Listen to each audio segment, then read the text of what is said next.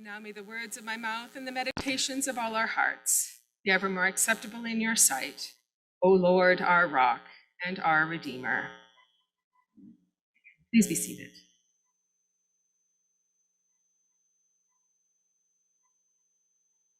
"38 years. 38 years. The man had been ill for 38 years. Now, I don't know if that number has any significance being beyond just being a long time, a lifetime.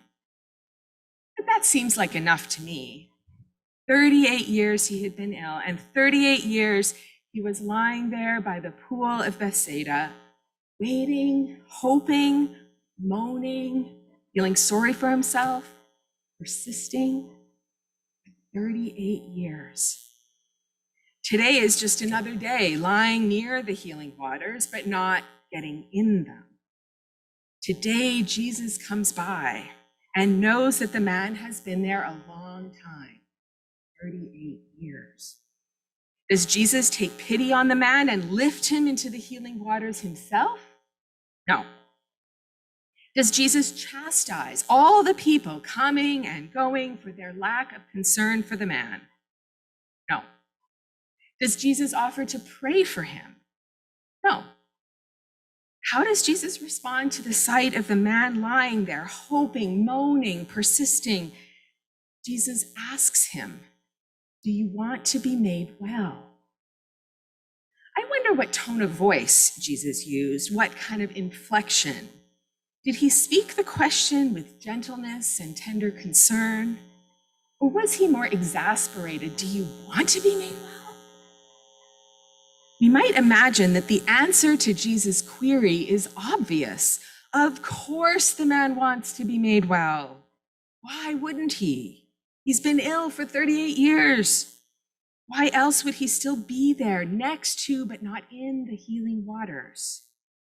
Jesus, however, doesn't assume. Jesus asks, "Do you want to be made well?" It's a question of intent, a question of desire. You've been lying there for 38 years. What do you want? In current organizational change theories, the question of desire is front and center. Theory U, for instance, begins with the observation that collectively, we often create outcomes that we don't actually want, whether globally, locally, in a community like St. George's. What we create is often different than what we say we want. We don't want increasing polarization and violence. Climate change and environmental disaster has never been a goal. Declining church attendance isn't our desire. We buy things, we spend our time doing the things that we are told will make us happy and fulfilled, and then we go to bed night after night as empty and exhausted as ever, maybe even for 38 years. And yet organizational theorists tell us that every system is perfectly designed to get the results it gets. So if we want different results, we need a different system. Simple to say and hard to do. Writing about the habits, the everyday behaviors that make up who we are, James Clear writes, "We do not rise to the level of our goals, we fall to the level of our systems." If we want different results, we need different systems. The man lying by the pool of Bethsaida had been living that habit, his system, for 38 years when Jesus came along and asked, "Do you want to be made well?" A simple yes or no question. The man, however, doesn't respond that way. And how could he really?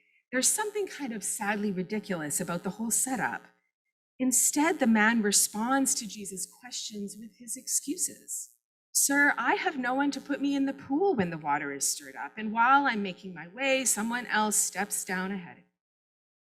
The man believed his healing relied on particular actions being put in the water. And more, he believed someone else needed to take responsibility for his healing. As one commentator describes, the man interprets Jesus' question through his own presuppositions about how healing can be accomplished, and therefore he can only bemoan his predicament. For 38 years, he waited, he hoped, he persisted in his commitment to his beliefs and his practice.